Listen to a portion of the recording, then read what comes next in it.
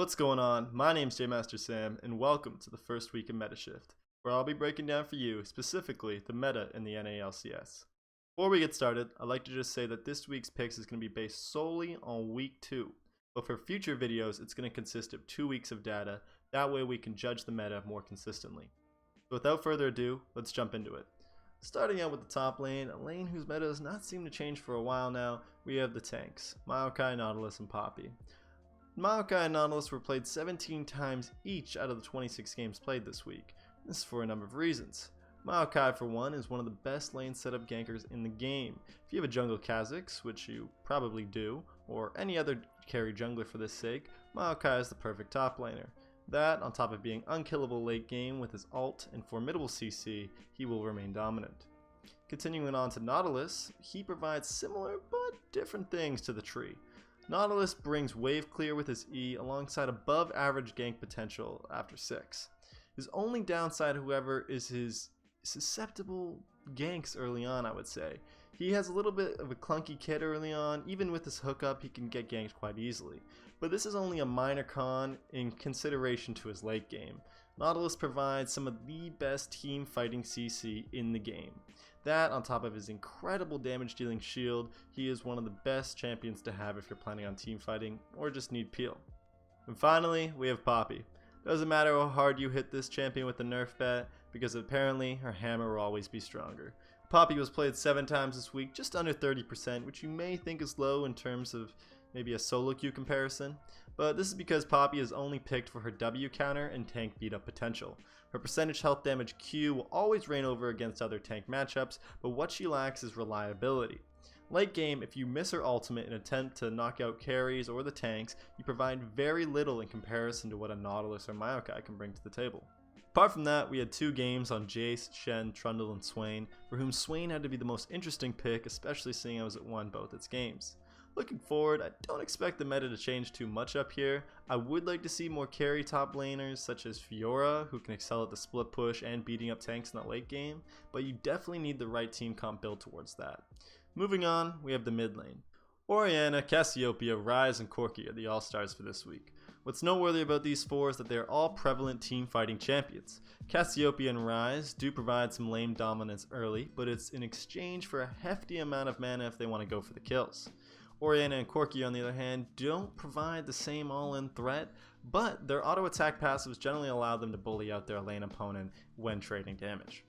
What's nice about mid lane, especially from a viewer standpoint this season, is the diversity in picks. Syndra, Victor, TF, Azir, and Fizz are just some of the other mid laners that were picked this week. What this means is we're in for a nice treat when it comes to mid lane. Will Assassins be dominant with LeBlanc and Katarina and maybe even Talon and Zed? Or will it stay focused on more team fighting oriented picks?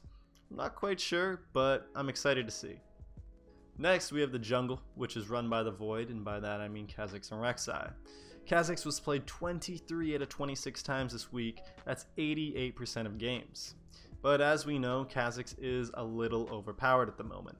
He does have one small weakness, which is his clear in comparison to Rek'Sai and Lee Sin early on, but after level 6 he matches them, and after level 11 he exceeds them in every aspect. His isolated spammable damage is insane, combined with his resettable jump and poke from his W, he provides everything you need from a carry jungler.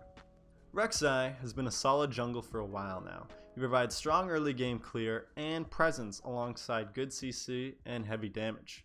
His extreme strength is his farming and ganking potential. Because of his kit, he is able to maintain insane jungle CS numbers while still ganking a good amount.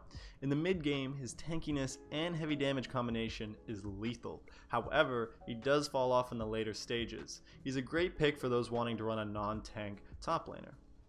Lee Sin, my love, my life, my main, has, like Rek'Sai, been prevalent for ages. He exceeds because of his quick and healthy clear and extreme mobility when ganking. When the opponent plays Lee Sin, you know they're looking to snowball their lanes and get the game rolling quick. I would like to say, however, that his ult damage nerf was pretty significant, but it shouldn't matter too much in terms of pro play. The meta in the jungle is stale, but only because it's hard to find perfect junglers at the moment. You need a good early game clear, strong dueling potential in both 1v1 and 2v2 scenarios, and good sustain. Rengar, Evelynn, and Olaf were some of the other jungles played this week. Rengar and Evelynn are very interesting picks to keep an eye on, especially Rengar with the lethality buffs and high probability that Kha'Zix will be banned occasionally. Olaf is also a decent option if you're looking for another tank in combination with your top laner. In exchange, you could run a squishier bot lane with mages such as Malz or Zyra. Moving on to the most dull lane currently in the meta, we have the AD carries. Ashe and Varus were picked 75% of games this week, followed by Jhin, who was picked 10 times at 35%. The reasoning behind these three AD carries is simple. They provide long range damage or crowd control while being able to maintain a safe distance from the enemy team. Varus' long-range Q snipe lets him sit back and poke from incredible distances. Combined with a CC spreading ultimate, he's actually quite self-reliant in teamfights. Also, it should be noted that in this tank top meta, his W passive is also a great addition. Moving on to Ashe, she has a global CC ultimate. That's it. Moving on to Jhin, he provides insane damage when trifled with on his fourth shot. He also has one of the best disengage ultimates in the game, but with some semi-recent nerfs to his ultimate, it's rare to see Jhin initiate a team fight with his ult like he used to, but it still can be done if focused on squishies or if he's far ahead. You might be wondering why we haven't seen much spontaneity or diversity in the bot lane in terms of Ziggs or other casters, and this is because these 380 carries are still very viable in terms of team fighting, and as you can see, that's a pretty common theme in this meta at the moment.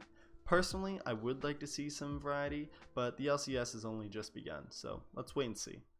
Finishing up, I would like to note that in my opinion, supports are in a great spot at the moment. Aside from the fact that melee supports need a minor buff, yes, and that we could use a little fine tuning with the itemization, but other than that, we're seeing tons of diverse supports, which is awesome.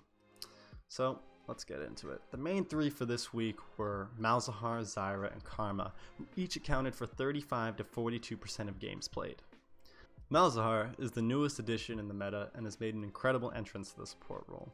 A free Banshee's Veil from passive, a 2-second silence combined with Voidlings to block skill shots, and a 2.5 second suppress. Surprisingly pretty good in the support position. I mean, sure, he's got a damage over time spell, but it's not prevalent outside of laning phase in comparison to the rest of his kit. The plant is next on our list. Zyra has incredible range, CC, and burst damage. She excels in teamfights by zoning people away with her ultimate and dealing a hefty amount of damage, especially to tanks with Liandry's Torment. Her range benefit is definitely her most prolific attribute, however. Zyra's E has a range of 1100. In combination with her plant's range of 750, she's capable to zone champions off minions and experience. Karma is last on our list, but I'm going to sidetrack away a little to talk about shields, because they are the main reason she and multiple other champions are being played at the moment. As Scar mentioned in his preseason impressions video, shields have no counter. There is no shield reduction item in comparison to say Executioners or Morellos for healing. The shield has to be broken, or you gotta wait out the duration. There's no two ways around it. Because of this, a Mantrid shield in combination with Locket and say Redemption for the sake of things creates a baffling amount of survivability. Because of this, we will continue to see shield dominant champions such as Karma and Nautilus in this meta. Coming back to the supports and week 2's picks, Thresh, Misfortune, Morgana, and Lulu were some of the additional flex picks. MF will continue to see play as a prominent Zyra counter in lane. Lulu is the interesting one, however, as she was buffed in 7.2. I wouldn't be surprised if we continue to see this Yordle shine as a versatile flex pick. And that wraps it up for this week's first episode. I hope you guys enjoyed the video. I'm excited to see what this week's set of matches brings us. Anyways, I'll see you next time.